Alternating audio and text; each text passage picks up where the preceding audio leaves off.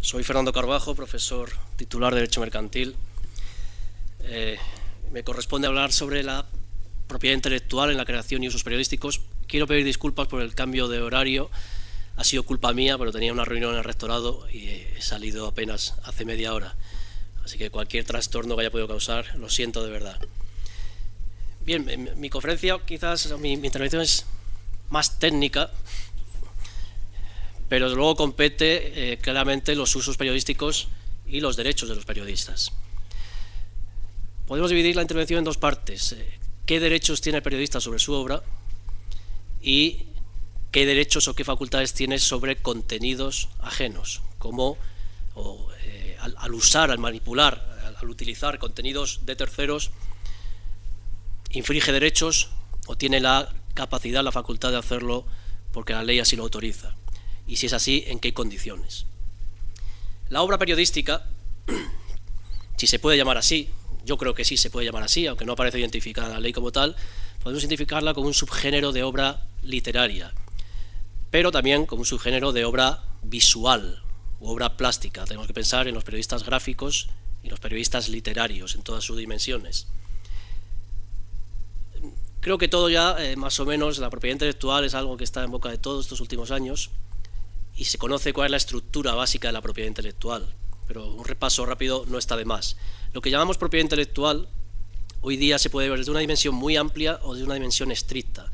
Desde una dimensión amplia, la propiedad intelectual abarca los derechos de autor y los derechos de intérpretes y productores, la llamada industria de la cultura, pero también abarca lo que en España llamamos propiedad industrial, el derecho de marcas, derecho de patentes, derecho de diseños industriales, etc. En España, como digo, es habitual hablar de propiedad intelectual en sentido estricto o restringido.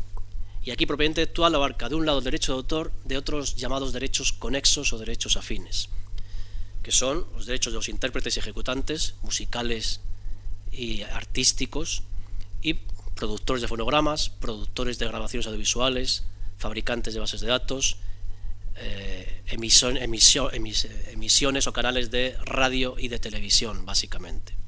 Vamos a centrarnos en el derecho de autor. El derecho de autor es un derecho complejo que está formado por dos tipos de subderechos o facultades.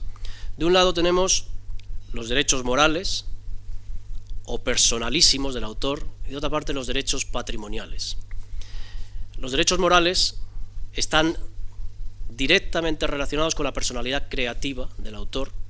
Son el derecho a que se reconozca la paternidad, el derecho a decidir o no si la obra se divulga, si se hace pública y cómo se hace pública, el derecho a exigir que se respete la integridad de la obra, el derecho a consultar el original de la obra.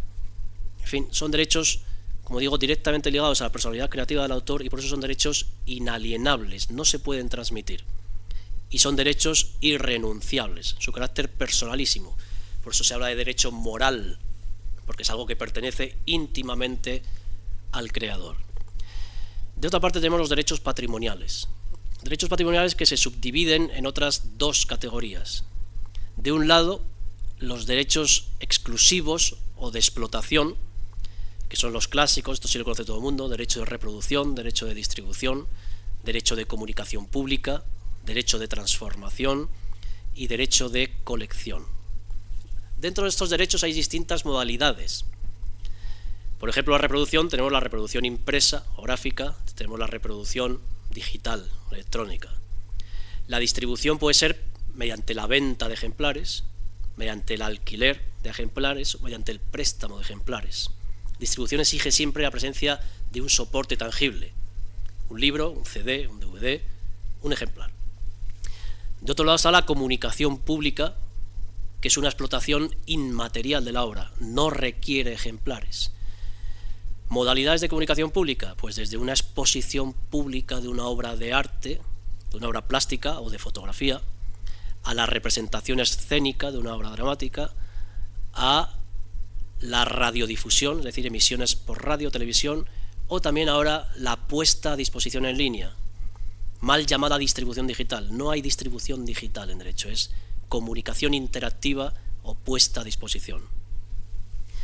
Y luego tenemos la transformación. La transformación, modalidades de transformación, pues la clásica es la traducción, es una transformación de la obra. La modificación en la forma de la obra, por ejemplo, de una obra literaria a una obra audiovisual, o al revés, es un fenómeno que vemos últimamente con las series de éxito.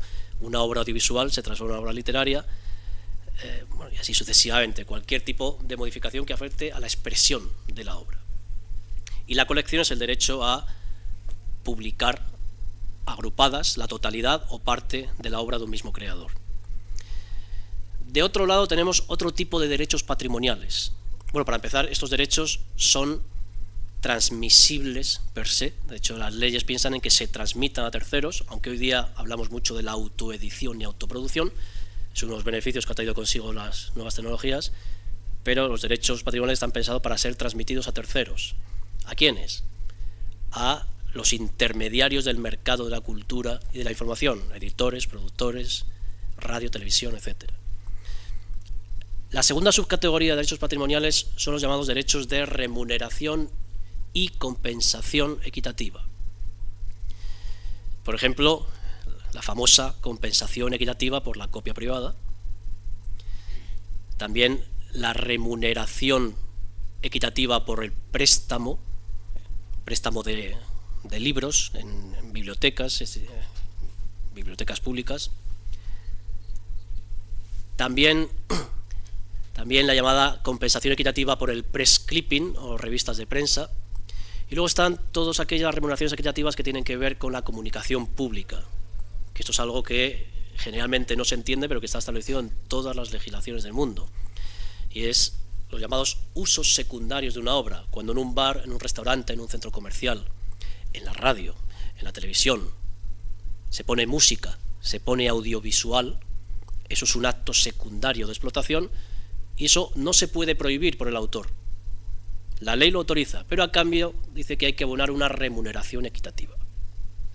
Las remuneraciones equitativas se abonan a las entidades de gestión colectiva, tan denostadas últimamente por el caso SGAE. Pero en España hay 8 entidades de gestión colectiva. La SGAE representa a los autores musicales y audiovisuales, a los autores. Pero luego tenemos una entidad de gestión de intérpretes musicales, que se llama AIE, una de intérpretes audiovisuales, otra de productores fonográficos, AISGE, otra de productores audiovisuales, EGEDA, otra de autores y editores literarios o gráficos, CEDRO, y otra de autores visuales, que es VEGAP. Y luego tenemos DAMA, que es la octava, que es una entidad que agrupa a los guionistas, es una escisión de las GAE realmente, agrupa sobre todo a los guionistas de cine y de televisión. 8 entidades de gestión. Por eso no se entiende el dueño de un bar, el dueño de un restaurante, el dueño de un centro comercial, la radio, la televisión, que tenga que pagar 3 veces por emitir una canción. Algo que generalmente no se entiende, pero está perfectamente establecido en la ley. Hay que pagar al autor de la canción, autores, al intérprete o intérprete de la canción y al productor de la canción. Lo mismo pasa con el audiovisual. Bien, ese es el panorama de derechos.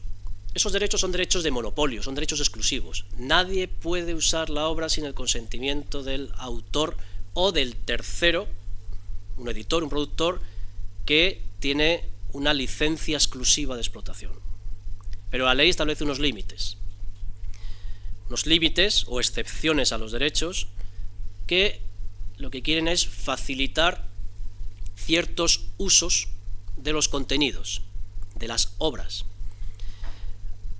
Detrás de estos límites están derechos fundamentales como la libertad de expresión e información, como el derecho a educación, y otros que no son fundamentales, pero son derechos importantes en la Constitución, como el acceso a la cultura, a la ciencia, a la información. Ciertamente en la sociedad de información el debate que se plantea es si no hay una excesiva tutela de los creadores y poco margen para el acceso a contenidos. Está absolutamente polarizado el debate de propiedad, acceso, mercado, cultura. Hoy día es natural hablar de la industria de la cultura, del mercado de la cultura. Hay quien dice que eso es un oxímoron, ¿no? No puede haber un mercado de la cultura, no puede haber una propiedad intelectual, claro que puede haberla. El derecho de propiedad actúa como incentivo para la creación, para el pequeño autor, para el gran autor, para el intérprete y sobre todo para la industria. Las nuevas tecnologías aportan una alternativa, es que ya no se necesitan intermediarios culturales para publicar una obra, para producir y difundir una obra. Bien, se puede hacer eso, se puede hacer uso de esa alternativa, las llamadas licencias públicas generales, o el modelo copyleft, un modelo de acceso abierto. Pero es una alternativa y realmente es propiedad intelectual. Es decir, ustedes periodistas cada día van creando obras. Cada día ustedes son autores, van creando obras. Son muy libres de divulgar esas obras a través de medios de comunicación, a través de terceros, un editor de un periódico, un productor de un canal de televisión, de una radio, o son libres de hacerlo a través de la red, de forma gratuita y de acceso libre. ¿En qué consiste esto? En dar una licencia al público para que reproduzca la obra a fines de uso personal, e incluso si se utilizan las llamadas licencias públicas generales, las famosas licencias Creative Commons o algún modelo similar, en España hay uno que se llama Color Juris, es parecido, es autorizar al público para que reproduzca, distribuya, comunica e incluso que modifique la obra. Y de esta manera se va creando una cadena, se habla de la cláusula vírica, se va creando una cadena donde la obra se va modificando. Claro, eso tiene su origen en el software y las bases de datos, el famoso software, el modelo de software libre, la licencia GNU de software libre, y luego el famoso modelo Wiki para bases de datos. Para una obra literaria, en concreto su género periodístico, pues, puede que no tenga mucho sentido, pero cada cual es libre. Es libre, salvo que trabaje para un medio de comunicación donde su compromiso es crear. Ha sido contratado para crear contenidos que luego explotará ese medio de comunicación, ese editor, ese productor. Bueno, ese es el panorama muy general, muy general de la propiedad intelectual. Nos centramos ya en la obra periodística. Como digo, la obra periodística se puede ver como un subgénero de obra literaria, es un subgénero de obra literaria o un subgénero de obra plástica, obra visual, pensando en los periodistas gráficos. Un apunte para los periodistas gráficos. La Ley de Propiedad Intelectual española y otras del entorno europeo contemplan un derecho afín, es decir, que no es derecho de autor, es un derecho conexo, que se llama derecho sobre las meras fotografías. Sobre las meras fotografías. Esto es algo siempre muy polémico. Estamos hablando de fotografías que no se consideran obras. Para que el derecho de autor proteja un contenido, tenemos que estar hablando de una obra original. Una obra original. Si algo no es una obra original, pero es un contenido que puede tener un valor de mercado, en el caso de los periodistas gráficos, tienen la alternativa del derecho conexo sobre meras fotografías. Diferencias. La obra fotográfica recae el derecho de autor. Hay derechos morales y derechos patrimoniales. Y tiene una duración de la vida del autor más 70 años post-mortem. Es un plazo de duración muy extenso, muy largo. La mera fotografía no es una obra, se considera que no es un contenido creativo, no es un contenido original, pero sí es un contenido que puede tener trascendencia en un determinado mercado. Y entonces se reconocen algunos derechos patrimoniales, el derecho a autorizar o prohibir la reproducción, la distribución o la comunicación pública. No hay derechos morales y la duración es de 25 años.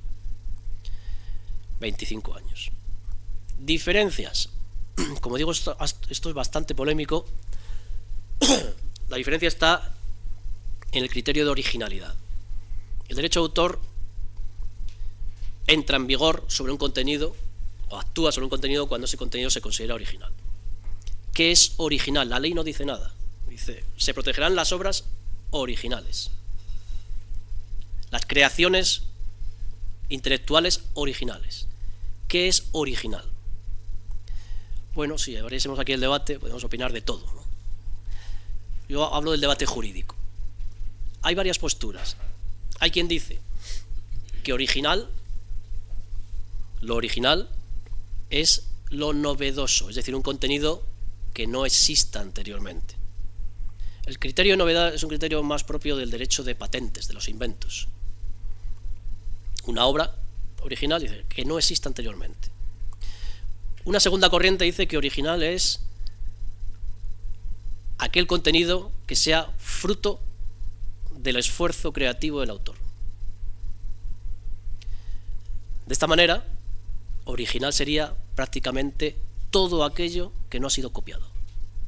Todo aquello que no ha sido copiado, sin más. Esta podemos decir que es la tesis dominante. Lo original es aquello no copiado, es la tesis que proviene del derecho angloamericano, del copyright de Estados Unidos. Y hay una tercera alternativa que considera que para poder atribuir la originalidad a un contenido, a una obra, tiene que haber una altura creativa. Es decir, el contenido tiene que demostrar que hay una altura creativa, es decir, que no es algo espontáneo, que no es algo trivial, que no es algo vulgar. Bueno, esto es problemático, porque ¿quién mide, quién juzga qué tiene altura creativa y qué no? En el género periodístico, que siempre se pone como ejemplo, en el gráfico y en el literario. En el gráfico, una fotografía de dos políticos dándose la mano, o dos políticos hablando, o de un político en la tribuna del Congreso de los Diputados, ¿eso es un contenido original?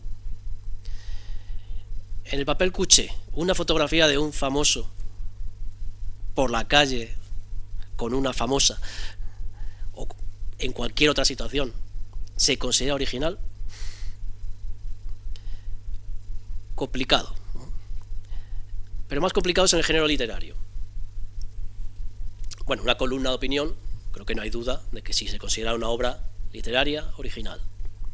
Pero una crónica absolutamente aséptica, objetiva, de prácticamente dar noticia de unos hechos casi inmediatos. La típica noticia de EFE, ¿no?, de una agencia periodística. Pues a las 6 de la mañana ha explotado una bomba en la capital de Grecia. Eso tiene un redactor. Tiene que haber una persona física detrás. ¿Eso es original? Complicado. Si nos vamos a la tesis de la originalidad subjetiva, que es lo que es fruto del esfuerzo de una persona física, del esfuerzo creativo, va a decir, sí es original. Mínimamente original, pero original. Si nos vamos a la tesis de la novedad, nos pueden decir, bueno, puede ser original, pero es que esa noticia se va a repetir muchas veces en distintos medios. Si nos vamos a la tesis de la altura creativa, nos van a decir que no es original. Bien. Tiene trascendencia en el mundo del periodismo gráfico, y por eso ha habido estos últimos años 3 o 4 sentencias del Tribunal de Justicia de la Unión Europea y una del Tribunal Supremo español el año pasado, creo que ha sido en marzo, abril del año pasado, de 2012, bastante relevante, que viene a decir que en el género de la obra de la fotografía, y pensando mucho en el periodismo gráfico, la distinción entre obra fotográfica y mera fotografía tiene que estar en la altura creativa. En la altura creativa. ¿Por qué? Porque la ley da una alternativa de tutela. Si no tienes derecho de autor sobre la obra fotográfica, tienes al menos el derecho conexo, derecho afín, sobre la mera fotografía. Sin embargo, en aquellos géneros creativos donde no hay alternativa, donde solo hay derecho de autor, la tendencia es considerar original aquello que es fruto del esfuerzo del creador. Y el Tribunal Supremo Español tiene sentencias donde dice que es obra o que son obras originales los anuncios por palabras. Con lo cual ya. Otra dice que los horóscopos son obras originales. Bueno, aquí puede haber quizás menos dudas. Pero los anuncios por palabras, pues dice que son originales. Dice que hay esa tendencia a ser generoso con la originalidad, salvo que haya una alternativa, como puede ser en el periodismo gráfico. Bueno, eso en cuanto a la obra. En cuanto al sujeto, al autor, ¿Quién es el autor? Bueno, esto parece algo de perogrullo, pero es muy complicado. Autor, en la Ley de Propiedad Intelectual Española de 1996 y en otras europeas, se considera exclusivamente a la persona física que realiza una actividad creativa.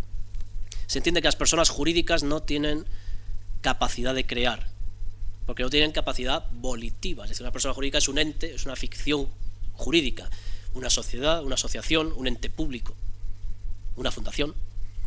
Tiene que haber personas detrás que desarrollen su voluntad. En el mundo anglosajón eso es distinto. En el mundo anglosajón se considera autor directamente a las personas jurídicas.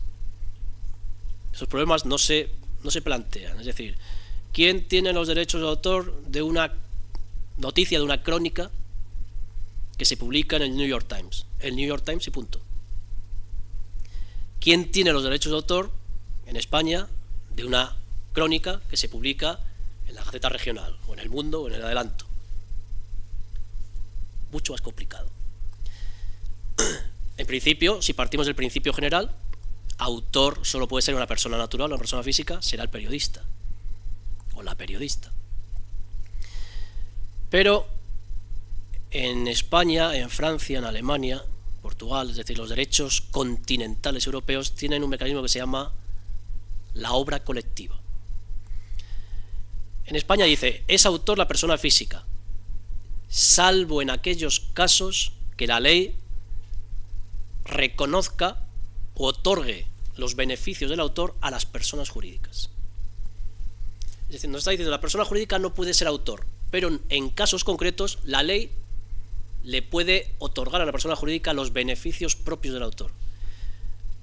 Dicho de otra forma, no es autor la persona jurídica, pero en casos concretos se le puede tratar como si lo fuera, como si fuera autor.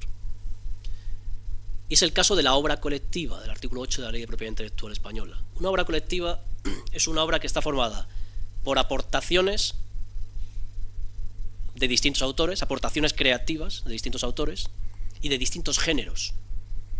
Puede ser una aportación, una obra literaria, visual, audiovisual, musical o sonora, e incluso software, bases de datos o cualquier otra cosa.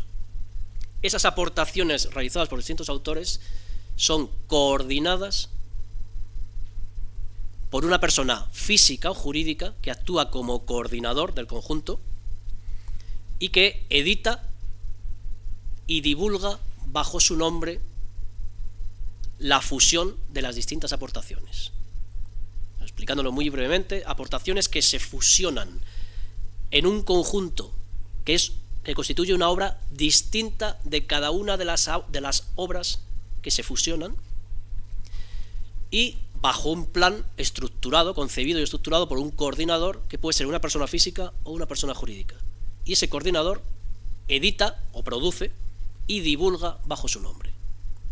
Ejemplo paradigmático de obra colectiva,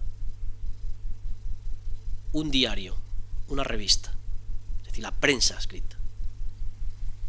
Ejemplo paradigmático. Ahí hay obras de diferentes creadores, algunos vinculados con el coordinador por una relación laboral, otros no, freeriders, ¿no? Unas son género literario, otras son género visual o gráfico, y si pensamos en la prensa digital, algunas son musicales y otras son audiovisuales. E incluso puede haber alguien que cree un programa de ordenador que haga funcionar el sitio en línea, el sitio web, donde está ese periódico digital o esa revista digital. ¿Quién es la persona que coordina y edita y divulga bajo su nombre? Normalmente una sociedad anónima, una sociedad limitada. Unidad editorial, sociedad limitada. El País, sociedad limitada. Ese es el coordinador, una persona jurídica.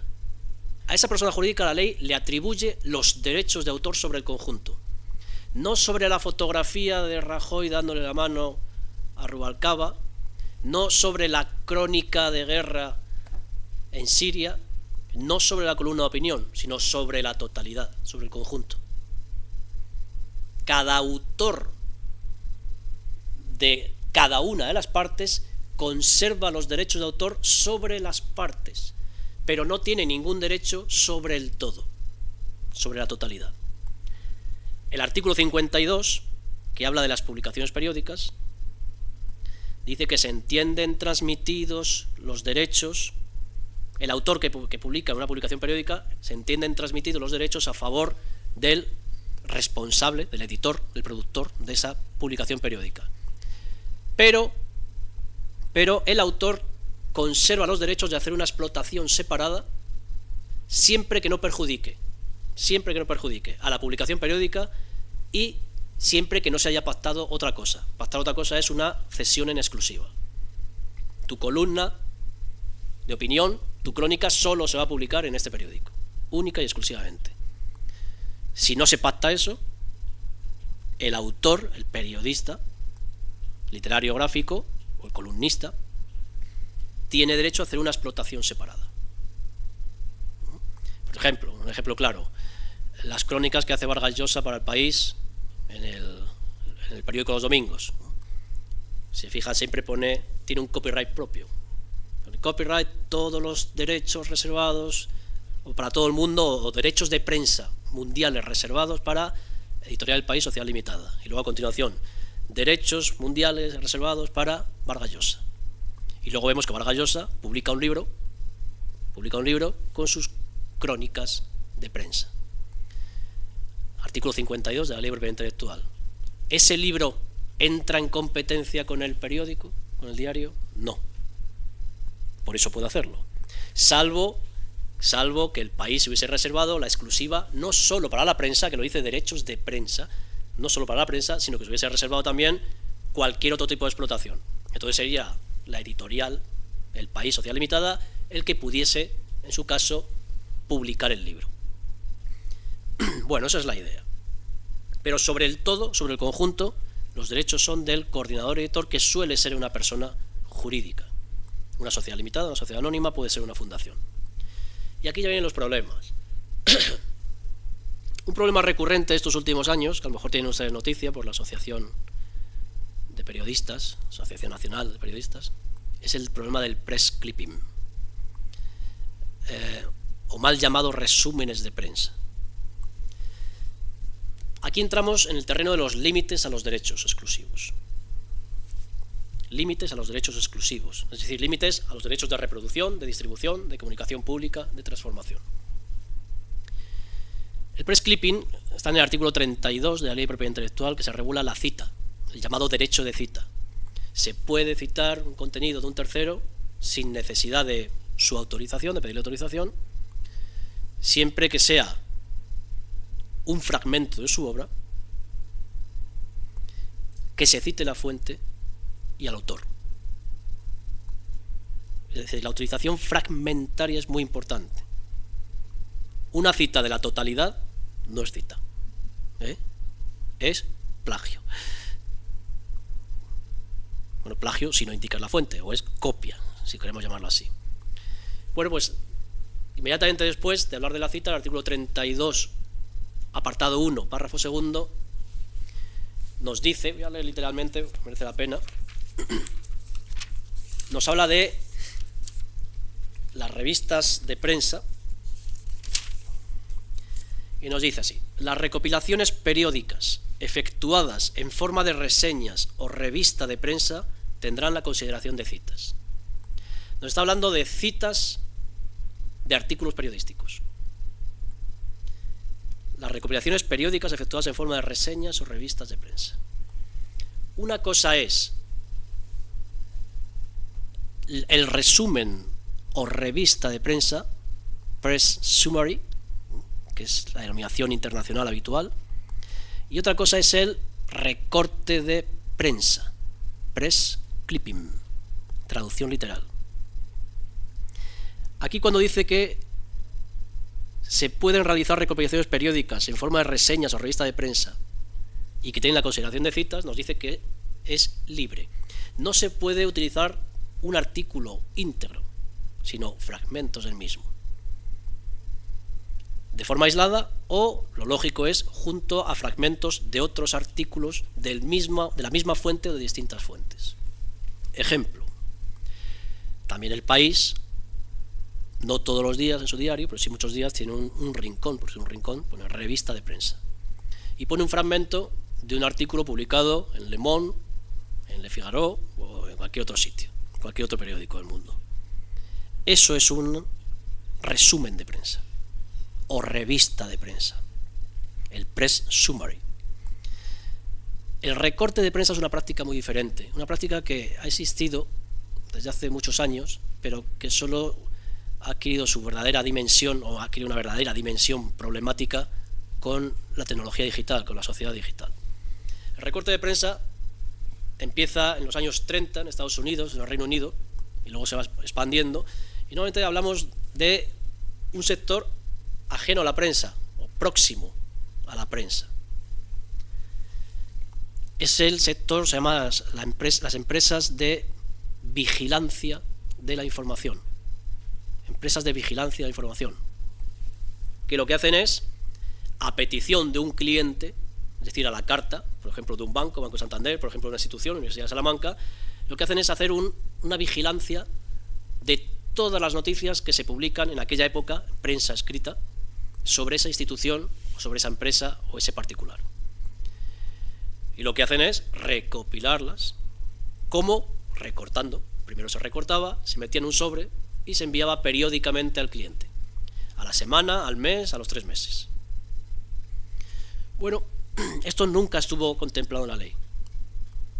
Nunca se generó ningún problema judicial, ni extrajudicial, porque se entendía que era algo que tampoco hacía mucho daño. Estás recortando una noticia y lo estás enviando, y eso lo va a ver a lo mejor el directivo o el equipo directivo de una empresa o institución. Luego llega la fotocopia, la reprografía. El recorte se convierte en copia y es más ágil. También van surgiendo muchos más profesionales de la información y de la documentación, y esas empresas van creciendo. Y el press clipping o recorte de prensa es fotocopias que se meten en el sobre y se envían al equipo directivo. Y luego llega la tecnología digital y ya surgen los problemas.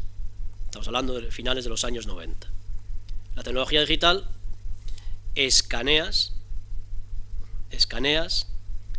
y en un adjunto, un archivo adjunto, envías por mail ya no al equipo directivo de una empresa, sino a todos los trabajadores de una empresa. Es decir, a los 25.000 del Banco Santander, a los 30.000 de Coca-Cola o a los 10.000 de la Universidad de Salamanca. Consecuencia, impacto en el mercado, ya sí importa. ¿Cuál es la consecuencia? Que se venden menos periódicos y que se aprecia con claridad el pozo de una práctica parasitaria. Es decir, el editor de prensa dice, yo estoy pagando a mis periodistas, o los propios periodistas, dice, yo estoy haciendo mi esfuerzo de redacción, de composición, y luego alguien se limita a escanear y enviar. Y la prensa digital, una nueva modalidad de press clipping, la prensa digital, es hacer un directorio de enlaces. Todas las noticias que se publican sobre Santander te envían un mail con un directorio de enlaces a la prensa digital. O incluso otra práctica moderna del press clipping digital.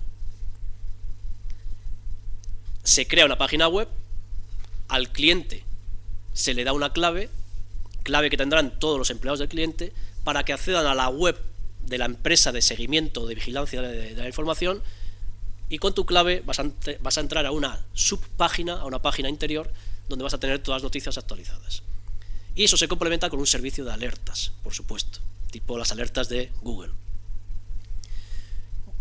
Bien, se genera ese problema, y cuando la ley de propiedad intelectual, cuando se reforma la ley de propiedad intelectual en 2006, en el proceso de reforma o de información sobre la reforma, va a informar al Congreso, pues, responsables de la Asociación de Periodistas y también de la Asociación de Prensa, de los diarios españoles, ¿no? AEDE, la Asociación Española de Editores de Prensa, de Editores y Diarios de Prensa. Y se modifica el artículo 32 para añadir un párrafo muy largo, muy farragoso, pero que viene a decir lo siguiente.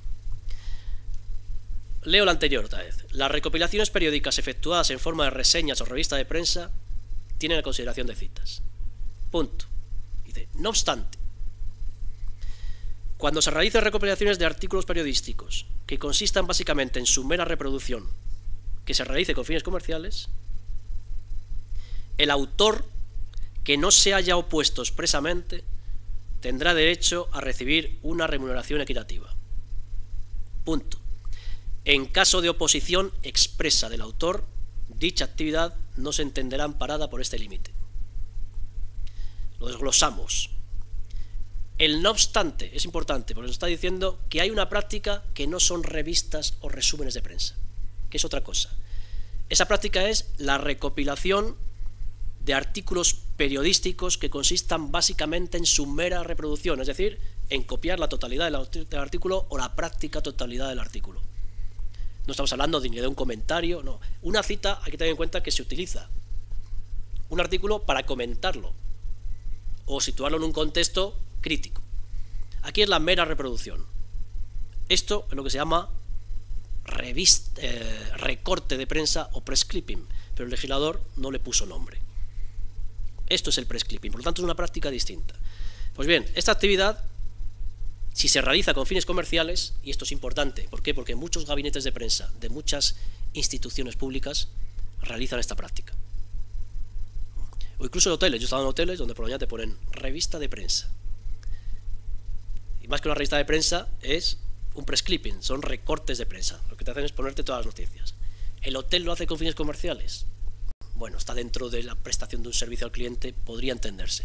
Una institución pública, no. Bien, entonces en esas situaciones de recortes de prensa, el autor que no se haya opuesto expresamente tendrá derecho a percibir una remuneración equitativa. Si se opone expresamente el autor, no habrá remuneración equitativa, sino que podrá prohibir o autorizar esas prácticas. Realmente lo más correcto es hablar de dosieres de prensa. Estamos hablando de un dossier de prensa. El autor que no se oponga expresamente podrá percibir una remuneración equitativa, la que se pacte. Si se opone expresamente, podrá prohibir el press clipping o autorizar. Pero claro, en este caso se autoriza, si se opone y autoriza, el precio sube. Tiene más fuerza para negociar. Bien, ¿quién es el autor? ¿Quién es el autor? Las empresas de clipping o los press clippers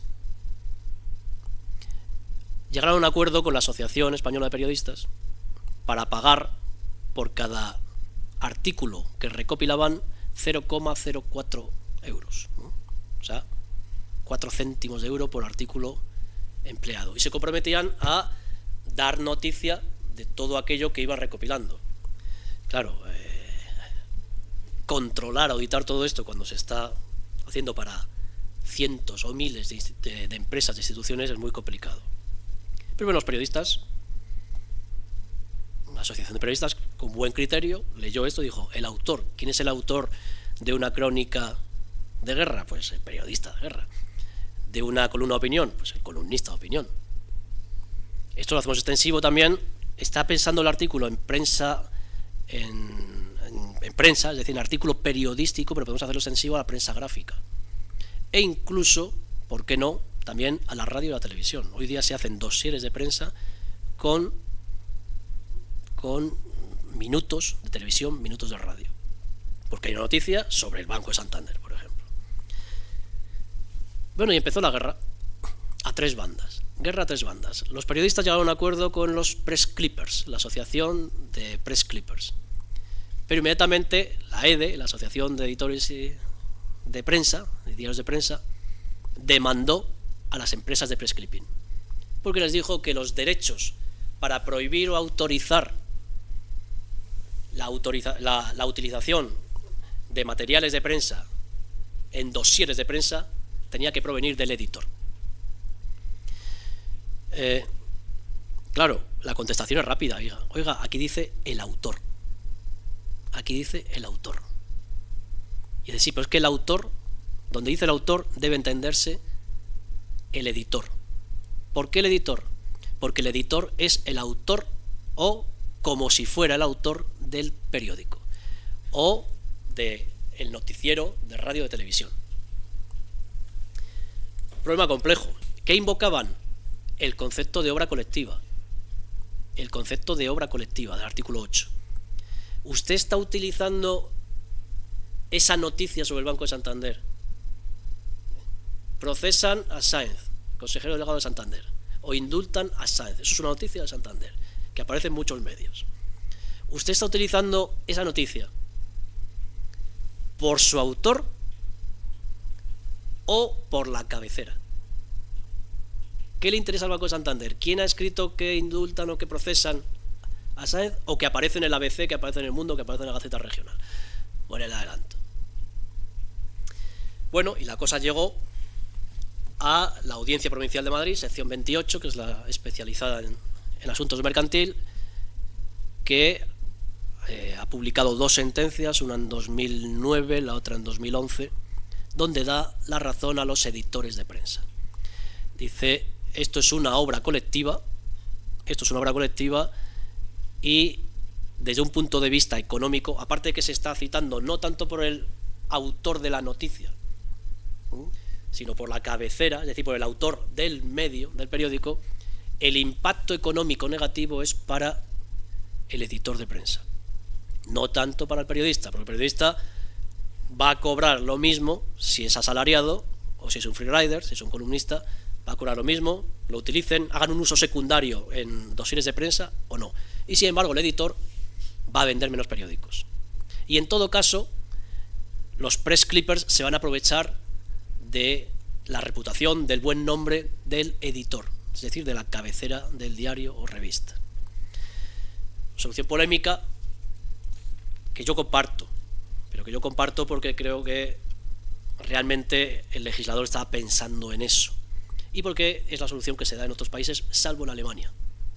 Pero es que en Alemania la ley dice expresamente para el periodista. Es una decisión de política legislativa, ¿no? Se quiso compensar al periodista y no tanto al editor de prensa. Dando otra vuelta de tuerca. Press summary, press clipping, y ahora podemos hablar del press linking, que no es lo mismo. Dicen, el press linking es un press clipping digital. No. Paradigma del press linking, Google News, el servicio de noticias de Google. Google siempre se escuda en que ellos tienen un algoritmo que lo que hace es buscar todo aquello que está en la red y, de acuerdo en su programa buscador, de acuerdo con los criterios de búsqueda del interesado, lo que hace el algoritmo es localizar inmediatamente esas noticias. Dice, bueno, vamos a ponerlo todavía más fácil. Vamos a crear un servicio específico de noticias. Nosotros no generamos las noticias, sino que enlazamos a las noticias que generan terceros. Es como una especie de collage. Hay un caso en España de 2007, es El Mundo contra Periodista Digital, no sé si recuerdan el caso de Periodista Digital, que era un collage auténtico. Era un periódico de periódicos. Se venían todas las noticias y lo que hacía era enlazar las noticias que había en El Mundo, que había en El País, que había en El Correo, que había en cualquiera, ¿no? Y las iba colocando por secciones. Entonces te ponían allí y te ponían incluso la foto que aparecía en el periódico de origen y te ponía ver más, El Mundo, ABC, La Razón, tal. Fue condenado por competencia desleal. La Audiencia Provincial de Madrid condenó por competencia desleal, una práctica parasitaria de libro, carísima. Decía, si es gratuito, dice, sí, pero te financias indirectamente con publicidad. Igual que Google. Google hace todo en honor a la libertad de expresión, de información en la red. La empresa con mayor valor en bolsa del mundo, ¿no? Claro, es todo financiación, lo que se llama efectos de red. Pongo servicios para atraer una masa creciente de público y cuantos más entran a mis propias páginas, la publicidad es lo que se llaman usuarios propios. Cada vez que entra alguien en la página propia de web de Google, va ingresando por publicidad. Ese es el truco. Si es solo por el buscador, si yo pongo Unión Deportiva Salamanca, pues me saldrán varias noticias de los periódicos de Salamanca. A lo mejor hay una noticia de relevancia, Unión Deportiva Salamanca, voy a Google News y ahí está. pero voy directamente a Google News. Con lo cual, ¿quién obtiene beneficio? Google. ¿Quién no lo obtiene? La Gaceta o el Adelanto o el Tribuna de Salamanca, que no ha sido a su página web y por lo tanto los ingresos por publicidad no los tiene. Bueno, ¿esto es una infracción de propiedad intelectual? No, porque el que enlaza ni reproduce, ni distribuye, ni comunica. Lo único que hace es reenviar al usuario a otro sitio. Cuando nosotros entramos a un sitio web, ese sitio web se está reproduciendo en nuestro ordenador. Se llama una reproducción provisional en memoria RAM. Cuando desconectamos, se acaba la reproducción. Es el usuario el que reproduce. El que crea el enlace no reproduce. Por lo tanto, no hay infracción de propiedad intelectual. Lo que puede haber es competencia desleal. Es un acto claro de aprovechamiento del esfuerzo ajeno. Artículo 4 de la Ley de Competencia Desleal. En España no ha habido ningún caso, no sé por qué, pero no ha habido ningún caso. Sé que la Asociación de Editores de Prensa está detrás de Google, están pactando. En Bélgica condenaron a Google a una indemnización millonaria. En Francia han alcanzado un acuerdo millonario, multimillonario en euros, ¿no? Y en Alemania están que sí, que no, y hay un proyecto de ley ahora mismo sobre la mesa en Alemania de reforma de la ley de propiedad intelectual para decir expresamente que los enlaces de noticias, el press linking, es contrario a los derechos, es derecho de autor, y que si no se hace con autorización es una infracción de los derechos de autor de los editores de prensa o de los periodistas. Es algo que está todavía por solucionar aquí, es algo relevante. Por lo demás, pues yo creo que hay que dejar espacio al debate para que ustedes hagan preguntas concretas, que seguro que tienen. Los periodistas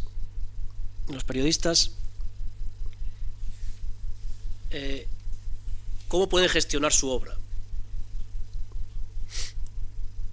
Aquí distinguimos entre gestión individual y gestión colectiva. La gestión individual es dar autorizaciones a terceros. La ley habla de cesiones de derecho de autor, pero el término correcto es licencia. El derecho de autor no se vende, que es un viejo equívoco. No se venden los derechos de autor. ¿Por qué? Porque tiene dos dimensiones. La moral, que es inalienable, es intransmisible, y la patrimonial, que es transmisible, pero son inseparables, son inescindibles. Entonces, si una es inalienable, significa que no se puede ceder la propiedad de la obra intelectual. Por lo tanto, cuando la ley habla de transmisión o cesión de derechos de autor, se está refiriendo exclusivamente a los derechos patrimoniales, al derecho de reproducción, distribución, comunicación pública, transformación, y para usos concretos, durante un tiempo limitado y en un espacio específico. Eso se llama licencia, es una autorización personal para explotar. Te autorizo a explotar mi obra en este periódico, o en este periódico digital, o en esta base de datos, durante 5, 10, 15, 20... ¿Cuál es el límite? El límite es la duración del derecho, que es la vida del autor más 70 años tras su muerte. Es un límite largo. Si no se expresa nada, la ley lo limita a 5 años. Si en el contrato no se dice nada, 5 años. Y en un territorio concreto, para España, para Europa, para todos los territorios del mundo, para todos los países hispanoparlantes o de lengua hispana. Lo que se pacte. Si no se pacta nada, se entiende que se limita a 5 años y al territorio donde se ha firmado el contrato, y para los usos que necesite el cesionario, el adquirente. ¿Usted es editor de prensa? Sí. ¿Pero usted además edita y publica libros? No. Pues entonces, mi obra periodística solo vale para el periódico. No puede luego recopilarlas todas en un libro, salvo que yo lo autorice expresamente. Problema. Si el periódico es exclusivamente hoy, bueno, este problema ya ha sido superado, ¿no? Bueno, se planteó el caso La Vanguardia, un caso de 2006 en España. Los periodistas de Vanguardia, sobre todo periodistas gráficos, que autorizaron al editor de La Vanguardia para publicar en el periódico, y lo que hizo el editor de La Vanguardia fue lanzar el periódico digital con los contenidos anteriores y con los nuevos que le iban suministrando los periodistas, sobre todo los gráficos que trabajan con el contrato de a la pieza. ¿no? Lo conocen mejor que yo. Entonces, me interesan estos tres, pues estos tres los pongo en papel y en digital. Y demandaron, muchos periodistas de La Vanguardia, demandaron al editor de La Vanguardia diciendo que como no habían pactado expresamente la explotación en digital y dado que el negocio de La Vanguardia era el negocio de prensa tradicional, escrita, gráfica o impresa, que el uso que había hecho de materiales para digital era ilícito y que tenía que compensarles de forma extraordinaria, ¿no? De forma adicional. Y la Audiencia Provincial de Barcelona le dio la razón al editor. Parece que van saliendo, siempre van perdiendo los periodistas en estos temas, porque dijo que cuando los periodistas habían suministrado esos documentos gráficos, ya sabían que el editor estaba haciendo preparativos serios para lanzar la edición digital. Es una solución distinta. Hay un caso mundial, es el caso New York Times, Tassini contra New York Times. Tassini es el presidente de la Asociación de Periodistas, era en el año 98-99, el presidente de la Asociación de Periodistas estadounidense, y demandó con otros al New York Times por esto mismo. Y ganaron los periodistas. ¿Pero por qué? Porque en el año 98-99 todavía el mundo digital, es decir, la prensa digital todavía no había explotado. New York Times fue de los primeros y al principio lo que hizo fue crear una base de datos de artículos periodísticos. Esto a lo mejor, con el paso de los años, como pasó en España en 2006, pues a lo mejor sí que se interpreta a favor del editor. Bien, decía, licencia de explotación, que es el típico medio de gestión individual. El contrato no tiene por qué ser por escrito, otro viejo equívoco. Hay contrato por el mero acuerdo de voluntades, por el mero consentimiento. No tiene por qué figurar por escrito. Y los periodistas gráficos seguramente saben esto muy bien. Toma la foto, me la quedo, te pago. Aquí se aplica el artículo 52 que he dicho antes, de publicaciones periódicas, transmisión de derechos para publicaciones periódicas, salvo que se pacte otra cosa, los autores de las obras que se reproducen en publicaciones periódicas conservan su derecho a explotarlas en cualquier forma que no perjudique la normal de la publicación en la que se hayan insertado. Bien. El problema es que no se pacte otra cosa, es decir, que sea en exclusiva.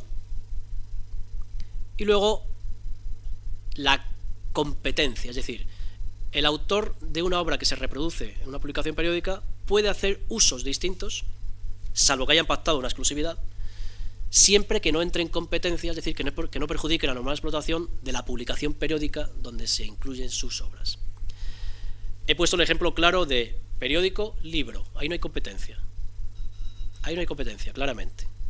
Y además es un uso habitual entre los autores de obra periodística. Pero un problema que me han planteado a mí en varias ocasiones, periodistas. Puedo publicar mis artículos en un periódico en papel, que no tiene versión digital, y al mismo tiempo publicarlos en una página web, en mi página web, por ejemplo, una página personal, o en una página de terceros que sea de noticias. ¿Entran en competencia? Yo diría que sí, pero depende de las circunstancias, depende de cómo sea esa página web, a qué público está dirigida. Es decir, si es una página web que tiene un contenido netamente periodístico, abierto, es decir, es una miscelánea de información, entraría en competencia. Ahora, si has publicado un artículo sobre medio ambiente y lo publicas en un periódico y al mismo tiempo te piden publicarlo en una página web donde solo se habla de medio ambiente, ¿entra en competencia? Yo ahí diría que no. Es decir, el que va a la página web va a restar, si vas a la página web a ver y te encuentras ese contenido, ¿estás restando un potencial cliente al editor de prensa? No, porque no vas a la prensa a buscar ese contenido, vas a buscar muchos contenidos. Bueno, como es una cuestión de detalles, es una cuestión importante de detalles.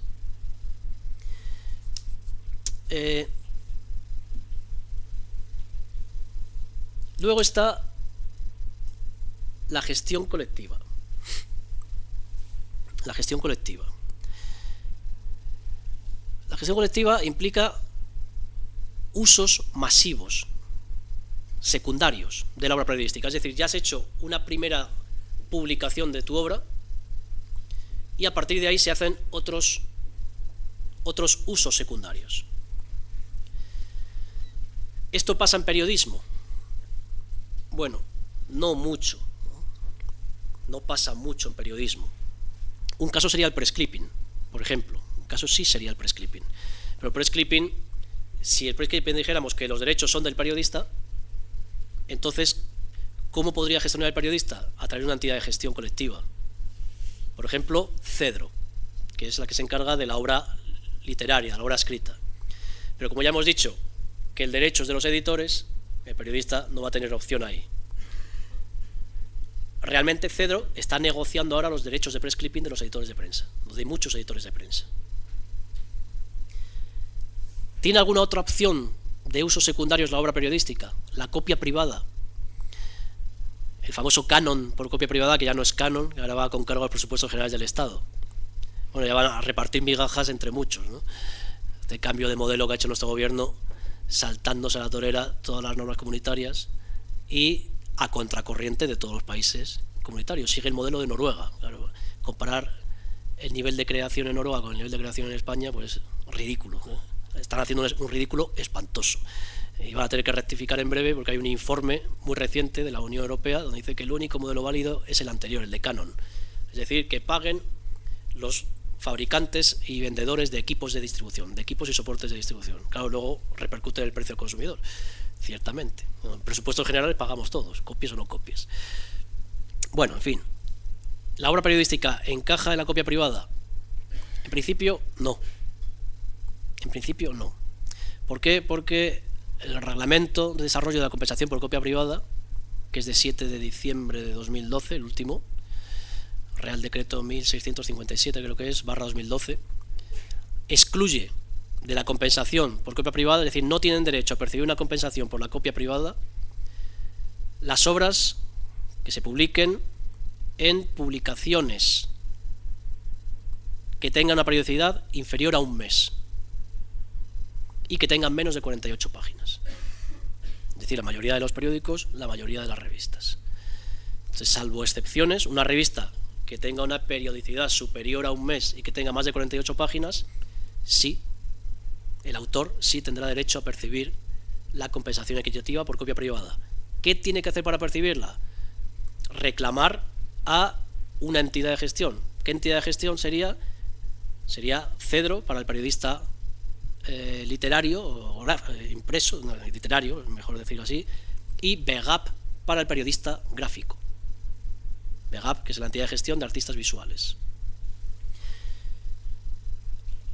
Por lo demás, la ley establece otros dos límites que tienen interés en el mundo de la información. El artículo 33, que habla de trabajos sobre temas de actualidad.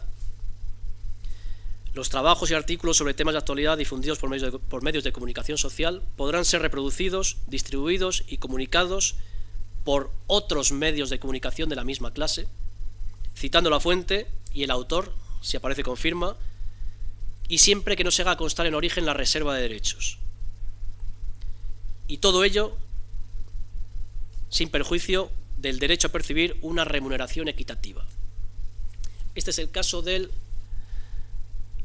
famoso también, el conflicto, el pleito que hubo entre Telecinco y Antena 3. De Telecinco y Antena 3, por el programa Sé lo que hicisteis, el de Patricia Conde y eso, ¿no? Que es un programa de zapping. Entonces, es un programa que lo que hace es dar noticias de actualidad, nutriéndose, que un programa en clave de humor, ¿no? Nutriéndose de contenidos de Telecinco, de los programas de Corazón, de cotilleo. Bueno, a mí me extrañaba, yo siempre había comentado, qué raro que aquí no proteste nadie. Hasta que un día, pues, buscaron a un abogado especialista y protestaron. Y un juzgado de Barcelona le dio la razón a Telecinco, una sentencia del año 2011, me parece que es, octubre de 2011. Porque efectivamente utiliza temas de actualidad, trabajos audiovisuales sobre temas de actualidad, cita la fuente, pero había una reserva de derechos. ¿Dónde está la reserva de derechos? al final del programa de televisión, copyright Telecinco. Con eso basta para pedir una remuneración equitativa, cosa que no hacía Antena 3. Antena 3 no pagaba. Y como la ley no fija la cuantía de remuneración equitativa, pues al final era un acuerdo. Me pagas tanto y si no no lo pones. No llegaron a un acuerdo y se acabó el problema. Entonces ahí se cercenan mucho las posibilidades de información porque te pueden pedir una remuneración, aunque los usos, esto sobre todo de televisión y de radio, los usos nos dicen que no se suelen pedir dinero, remuneraciones entre los medios de comunicación. Y luego está el artículo 35, que nos habla de la utilización de obras con ocasión de informaciones de actualidad y de obras situadas en vías públicas. Es decir, si una obra, no el autor, sino si una obra es motivo de actualidad, pues el último puente de un arquitecto famoso, o la última escultura o la última pintura de un pintor conocido o no tan conocido. Los medios de comunicación pueden ir allí, hacer fotografías, hacer tomas de televisión, audiovisuales, porque es de actualidad. Lo mismo si la obra está situada en la vía pública. Si está situada en la vía pública, como pasa con los de Botero en el aeropuerto de Madrid o en algunas zonas de Madrid, se pueden utilizar libremente. Incluso para postales, ya no solo medios informativos, sino también para postales, pósteres, cualquier cosa, carteles, lo que sea.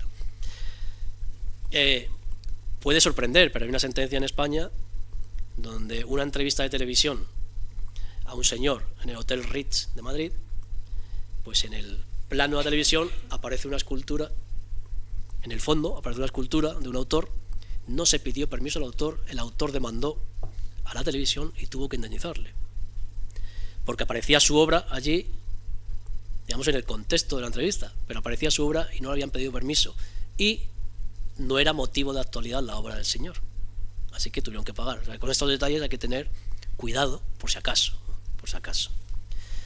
Bueno, y yo creo que, para no cansarles más, esto es un poco todo la panorámica general de los problemas periodísticos. Quizás hay más, porque se van plasmando puntualmente. Los más actuales, los del periodismo gráfico, sobre qué protección tienen derecho de autor o mera fotografía, y el del press clipping. El press clipping es donde el periodismo ha emergido de verdad en los problemas de derechos de autor. Pues nada, muchas gracias y quedo a su disposición si quieren hacer alguna pregunta o alguna observación. Muchas gracias.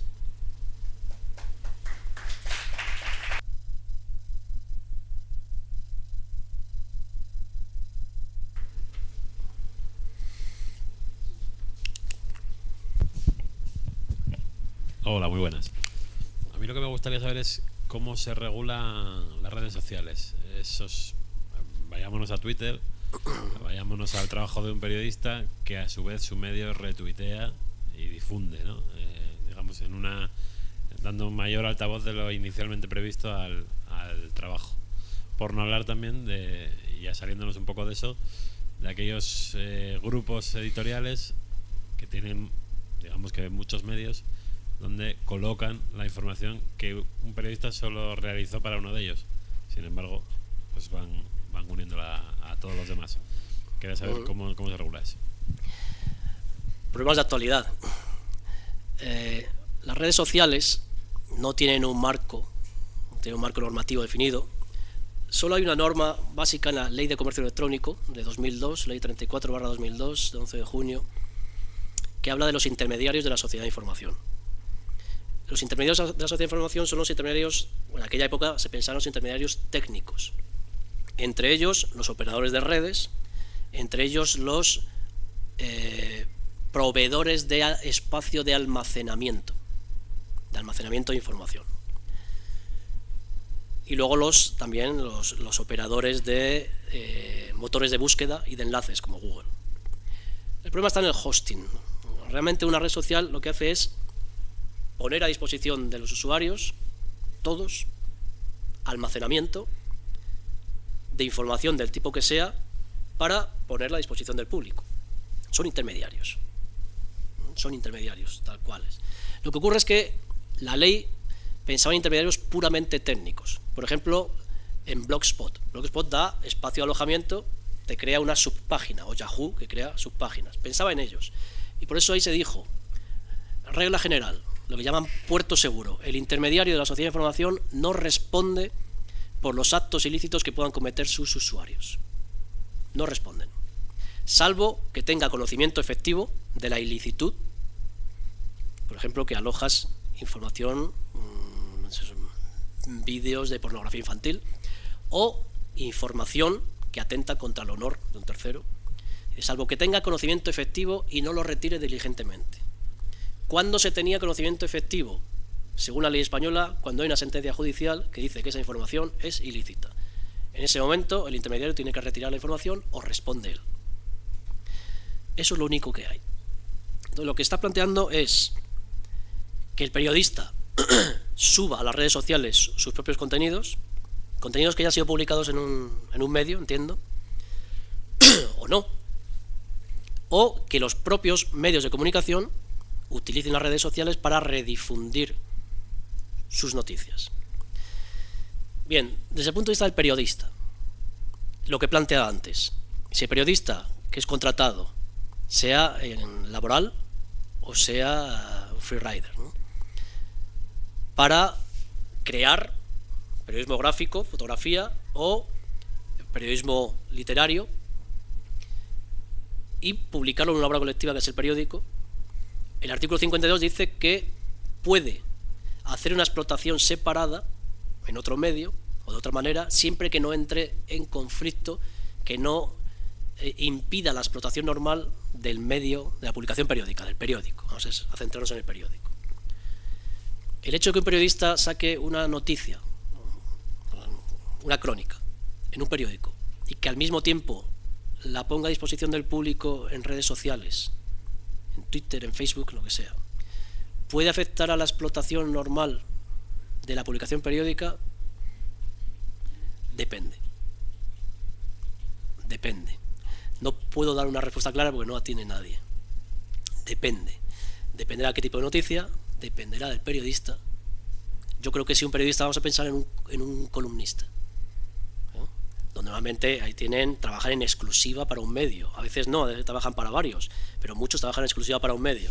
Entonces, si a un columnista de ABC que le están pagando, ya no solo por lo que escribe, sino también por su nombre, derechos de imagen, si luego va el mismo día que su columna aparece en ABC, aparece en Twitter, o aparece en Facebook, o cualquier otra, puede restar clientes. La pauta para la pauta de soluciones puede restar clientes a la publicación periódica. ¿Puede tener un impacto negativo para la publicación periódica? Puede que sí. Puede que sí. Depende. No, es que no se puede dar una pauta general porque va a depender mucho del contexto, de que es el contexto subjetivo, la persona, el contexto objetivo, donde aparece en la red social, si aparece en lo de noticias más vistas o siempre tienen una sección, ¿no? Y también depende mucho del contexto temporal. Obviamente, si se publica el día 1 de marzo y en la red social aparece el 15 de marzo, pues ¿va a tener un impacto negativo para el periódico? No. Yo incluso diría entre el 1 y el 5. Si ya es el día 2, el día 3, puede que sí. Puede que sí. Hay que tener en cuenta también cómo evoluciona el periodismo digital. Y es que los periódicos, pues, tipo Orbit u otros muchos, ya no es solo la prensa abierta, gratuita, financiación indirecta con publicidad, sino que muchas veces tienen un servicio de pago que es una gran base de datos para acceder a contenidos. Y ahora tienen problemas con la caché de Google, porque Google en su caché encuentras todo mucho tiempo después. Y ellos dicen, no, es que tienes que retirarlo de tu caché porque es mi negocio. Yo pago al periodista y quiero tenerlo en mi base de datos, y el que busque, que pague por mi servicio extra, o mi servicio plus, muchas veces llaman, y que entre en mi base de datos y que busque ese contenido. Desde el punto de vista del editor de prensa, esto dependería del contenido del contrato. No suele haber contratos en la prensa y si son muy básicos. Si es un contrato laboral, pues te contratan para redactar o para hacer crónica o para hacer entrevistas y ellos lo van a explotar. Pero no te dicen cómo lo van a explotar. Si es un columnista no es un contrato laboral, los freerider, muchas veces no hay ni contrato escrito, hay contrato verbal. Tanto por artículo. Entonces aquí entra el artículo 43 de la Ley de Propiedad Intelectual, es el que resuelve los problemas. Si no se ha pactado expresamente cómo se va a explotar, cómo se va a explotar es dónde, cuánto tiempo y en qué territorio. Temporal, espacial y material. Se llama cesión temporal, espacial y material. El artículo 43, creo que lo dije al principio. Si no se pacta un tiempo, durante 5 años. Se puede explotar durante 5 años. Si no se pacta un espacio territorial, en el sitio donde se haya firmado el contrato, España. Pero que nos interesa es el material. Si no se pacta cómo voy a explotar, el artículo 43 dice: la cesión quedará limitada a las modalidades de explotación que se deduzcan necesariamente del propio contrato y sean indispensables para cumplir la finalidad del mismo. Es una frase críptica, conscientemente críptica, abierta, para interpretar en distintos contextos, por ejemplo tecnológicos. Entonces, la pauta de interpretación es la siguiente. Es consustancial al negocio del cesionario, en este caso un editor de prensa, y es indispensable para su actividad.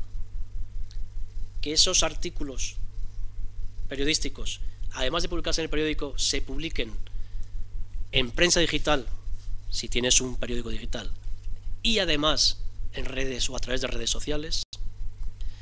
La sentencia de los fotógrafos de La Vanguardia hablaba de la prensa escrita y de la prensa digital, diciendo, mire, ya en la sociedad de información es algo inherente, ¿no? O sea, no se pueden separar los dos negocios.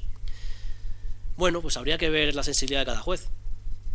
Pero es muy posible que hoy día un juez razonablemente informado diga, bueno, la prensa, los editores de prensa, ¿necesitan estar en las redes sociales? ¿Con todo su periódico o con las noticias, una selección de noticias? Probablemente sí. Porque a través de las redes sociales puedes atraer público a tu periódico digital o a la prensa escrita. Es una forma de captación de público. ¿De acuerdo? Luego, el último aspecto. Vamos a suponer que la información que publica el periodista, que es algo que hablarán esta tarde, atenta contra el derecho al honor de un tercero. Algo que estamos viendo últimamente bastante. Me da igual que la publiquen en radio, que la publiquen en televisión, que sea prensa escrita. El caso es que luego aparece en una web, en una red social, en Facebook, vamos a poner, o en YouTube. El autor de la noticia responde por infracción del derecho al honor o a la propia imagen, o a la intimidad. La ley 1/1982 de 5 de mayo. Pero el intermediario, ¿responde el intermediario? Bueno, pues lo que he dicho antes, el intermediario goza de un régimen de exoneración de responsabilidad por los actos de los usuarios de su servicio. En principio, Facebook, YouTube, etcétera, no responden por lo que hacen sus usuarios. Tienen un puerto seguro, una posición muy cómoda. Pero es que esa norma se hizo en un contexto radicalmente tecnológico, lo que llaman la web 1.0, donde los intermediarios eran intermediarios puros, neutrales, técnicos. Es decir, pasivos, ellos no hacían nada, ellos ponen el espacio técnico. En la web 2.0 aparecen intermediarios que ofrecen espacio de alojamiento, pero que van mucho más allá de un servicio técnico. Hacen más cosas.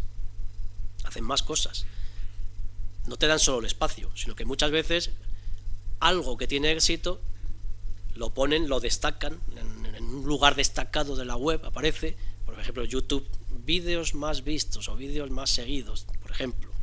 Facebook puede hacer algo parecido. Bueno, Facebook es un perfil ya más cerrado, pero los que tienen un contexto más abierto, con esa información ellos hacen algo para atraer más gente.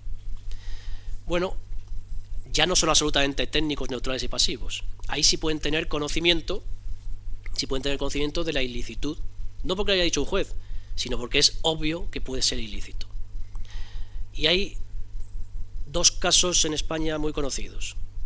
Uno es el de putasgae.com, que es una subpágina que alojaba la Asociación de Internautas, la AI, la campaña contra las GAE, putasgae.com. La sentencia del Tribunal Supremo de 9 de diciembre de 2009 condena a la Asociación de Internautas por dar espacio de alojamiento a ese movimiento, putasgae.com, porque dice tenían que tener conocimiento, sin faltar la buena fe, de que eso era un atentado contra el honor de una persona jurídica.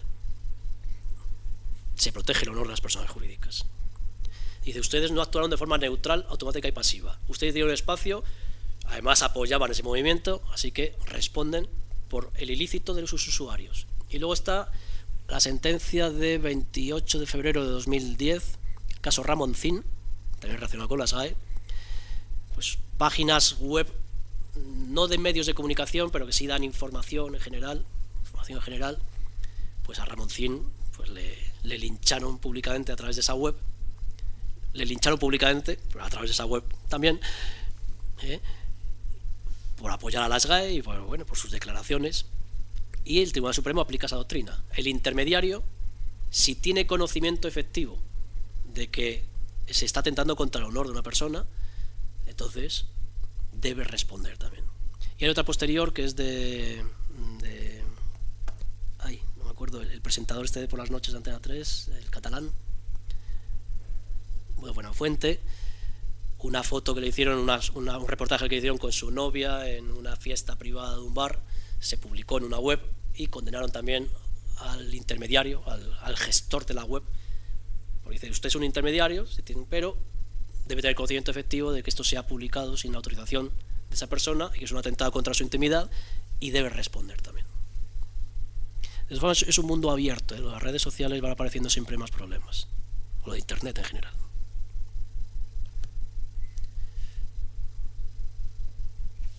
Nada más. Bueno, pues muchas gracias a todos y nada, que siga bien la jornada.